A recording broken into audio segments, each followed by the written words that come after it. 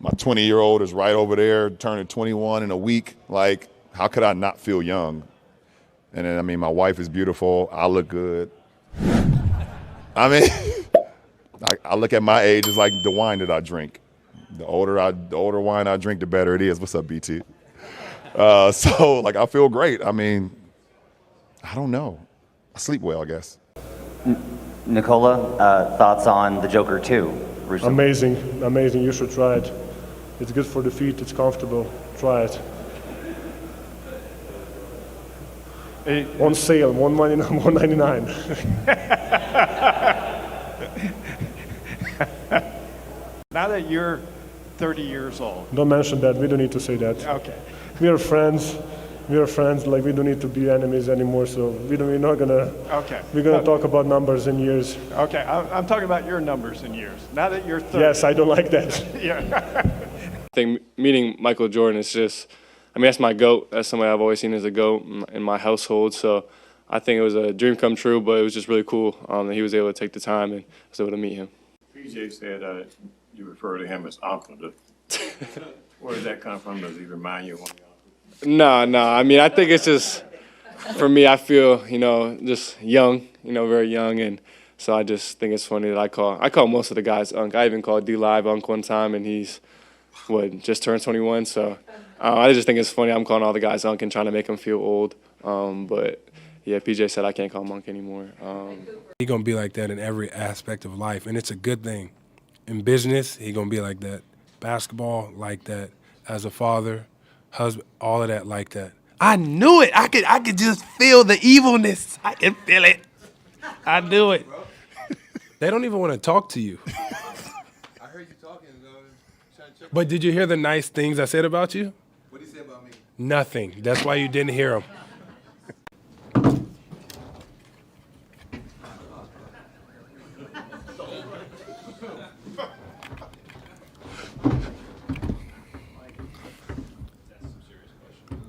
Yeah, it's kind of hard to concentrate when you're looking at me like that. Draymond, how do you just kind of go through this day when you know there's Jonathan's not here and don't know when he's going to come in? You have some other guys coming in.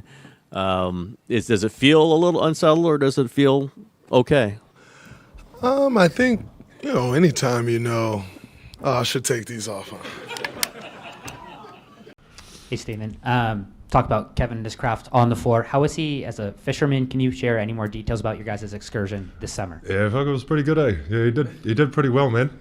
It was a pretty big fish. But yeah, the bro, it was about seven minutes, him freaking trying to reel it in. Like, it's a pretty good battle, but he got tired. He got tired, bro. Had to sub in a little bit. But yeah, he managed to land it, so like, yeah, he's good. That was his first one. It was kind of crazy. So we actually, when we were playing in Oklahoma, they have, go to the owner's place. The owner has a pond. So, like, him and I, and the team was there. So him and I, we actually used to, like, go fishing. And, like, it was, like, the little bass. Because, I don't know, might be an American thing. You guys, like, fill up a lake, It's like a big goldfish tank. So you're definitely going to catch something, Something's in there. It's kind of weird, but whatever. So, yeah, that's what we were catching. So that was the last time he was, like, caught a fish. And then this guy just pulls in a freaking a yellowfin, and I don't think he realizes how big of a deal it is, because his whole reaction was just like, yeah, it's like, bro, I'm there freaking, like we just won a freaking won a championship, and he's just like, no, that's cool. I was like, bro, all right, dude. And where was that, by the way? That was in the Bahamas. Yeah. So we were just fishing out there. It was good place. Recommend it. Good fish. What we've been doing, we're not playing for the TV games or the contracts or you're chasing. This is going to sound really dramatic, but you are chasing greatness. Like, you're chasing to achieve stuff that hasn't been done in our organization and in basketball, and that's everybody's motivation. I think that's why we're a special group. So, looking at it like the contract, obviously, very nice. Very blessed to have that. It's changed the trajectory of my family's life for sure. The championship is something that you obviously play for, but all that's in the past. I think having wrist surgery, I think was a really good thing for me. It allowed me to be grounded and kind of focus on that.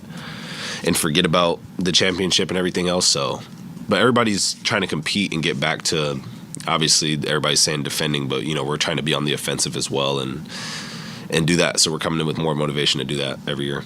Yeah, I mean, it was just like green peas, I don't know, types of peas, but yeah, it was just peas. It's a local farm, and yeah, just in the summer, I think it helped build work ethic, honestly, and just, a lot of my friends got into it, and we were all just doing it in the summer. In the summer, we wake up early in the morning, go out, get a basket, and 4 or 5 hours in a row just out in the sun, picking peas, making a little bit of money. But I think it was more just about the mental toughness that it helped to build for all of us, and the camaraderie of just it was our basketball team as well, like our high school team. We'd all do it together in the summer, and so I think that was a way that we all kind of bonded and went through some hardships, and then obviously it helped us on the court as well, having gone through something like that. But I think it was just cool for me to be able to do something like that and get that experience. When you've been playing as long as you have and accomplished all that you have, what continues to motivate you to work so hard and to grind so hard at this level of your career? I just enjoy the process of perfecting a craft, or I enjoy competing against myself every day, like being better than I was the day before. That's fun to me, So I think as you get older, you dive into the details of everything in your life, and so when you become detail oriented, it's just become nerdy. It's just kind of fun to be in that mode, So that's my peaceful place, is when I'm perfecting, trying to perfect my craft. I mean, Hakeem is just somebody who's set the standard here in Houston, and it's around the whole basketball community. I mean, he's just such an icon in the game of basketball, and even transcend the game of basketball, honestly. Somebody I really respect, and so just try to live up to what those past legends have accomplished here.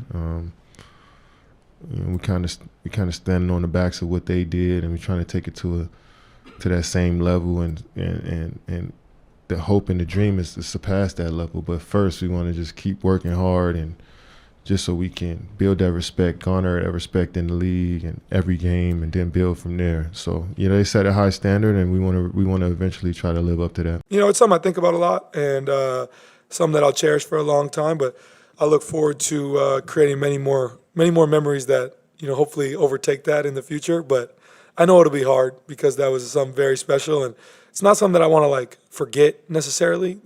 Not at all. I want to remember that for the rest of my life, because that was the most fun I've ever had playing basketball, and we did some very historic things. And but I think that the goal for me is to create many more memories for Indiana sports fans and myself personally, that surpass this. So, yeah. I respect him as a human. Really, really, really good guys. I love him. Just being around, talking. Hearing his story. About back in the day. When he got drafted, or those kind of stuff. But yeah, he loved this game. He's still trying to figure out. When everybody talk about retiring and all that, but he still want to keep going. I think. I think for him, I think he wants to win one more time. I think that's why he's here right now. So I think I have to be, me as a team, we have to help there. I think his time gonna come soon. It's not gonna be 10 more years. Everybody knows that. So yeah, I think just being around with him, just learning about the game, the work ethic, taking care of his body it's been great. Yeah. The second question I answered first, just because it's evolved based on trying to be more efficient with the work that you get in, and more intentional about how each day is kind of designed, on court, off court. Probably the first decade was more on court than off court, and that's actually flipped now, where it's probably 60-40 off court to on court percentage now, and even that is, like you said, data driven on, heart rate stuff, foot strikes, how long you're on your feet, like all those type of things that help monitor the output that you have over the summer, so that you're working smarter and coming into camp fresh, knowing that there's still a little bit of building to go. That's what training camp's for, but that I'm in pretty good shape where you're not putting your body through any type of unnecessary stress with that transition from off season to in season. And that's been fun to kind of try to figure out on the fly. It means a lot. Even my time here,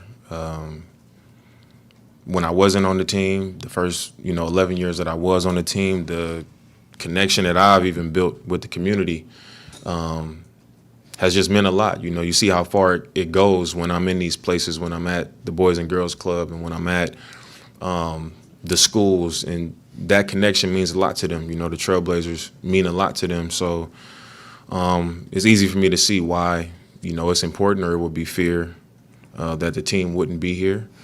And I'm someone who supports that. I came back here because I wanted to not only play for the Trailblazers, but I wanted to be in Portland, and I understand the importance of that. So I'm with them. Hopefully that's the case. You talked during last year about in the summer kind of adding stuff, and I think what you said last season was this summer you wanted to work on expanding your game more in the mid-range, right, and playing at all three levels. What did that look like for you, and what will it look like during the season? It was fun. It was a fun process. Every day just going in the gym, knowing what you're going to work on. I think that's the most fun thing about it. And I think C. Hines had a great quote. He said, "Greatness is boring." So it was a lot of boring days in the gym just working on one dribble pull-ups, but I think it benefits me.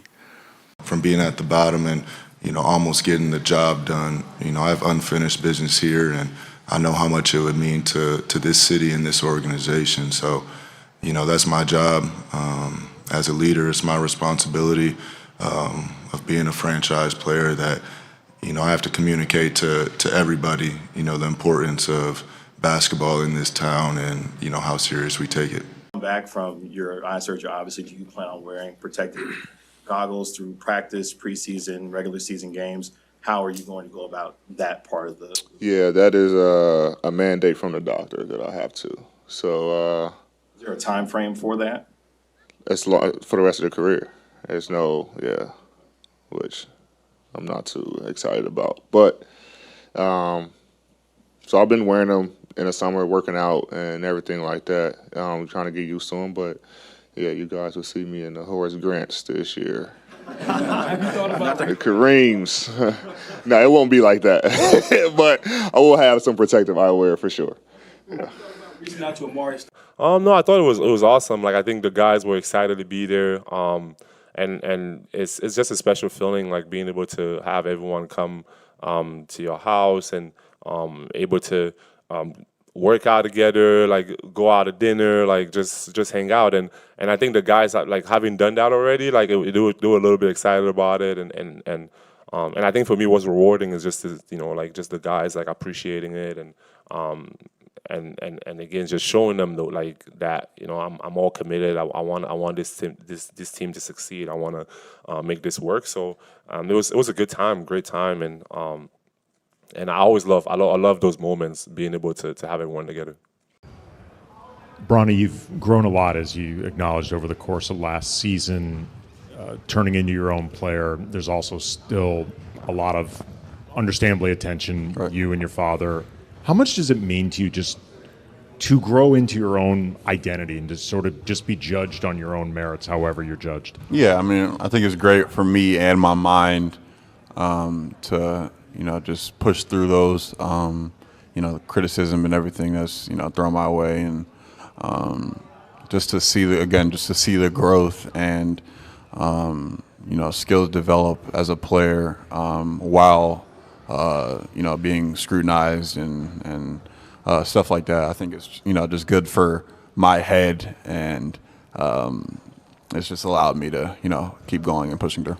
I think it's special that the league is, obviously for myself, it means I'm doing something right on the floor. But I also think, what the league is doing, continuing to empower and show the faces of everybody, small market, big market, wherever. I think that's really what our game has been missing. I think speaking positively, showing a positive light on everywhere, because there's a lot of talent in this league.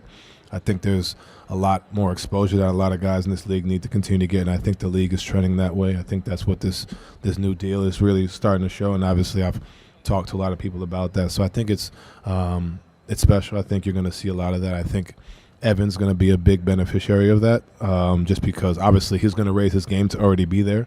It's not going to be something that needs to go get sought after the show, but like I think, you're going to see crowds that weren't speaking about Evan as much are going to see that. Same like crowds that are speaking about, well, I guess they won the championship, but like Shea, what they were talked about, Tyrese Halliburton, like all the guys, myself, you got guys in smaller markets who are being talked about the way they should be because there's so much talent in this league, and I think that's what you're starting to see the league doing. It's special.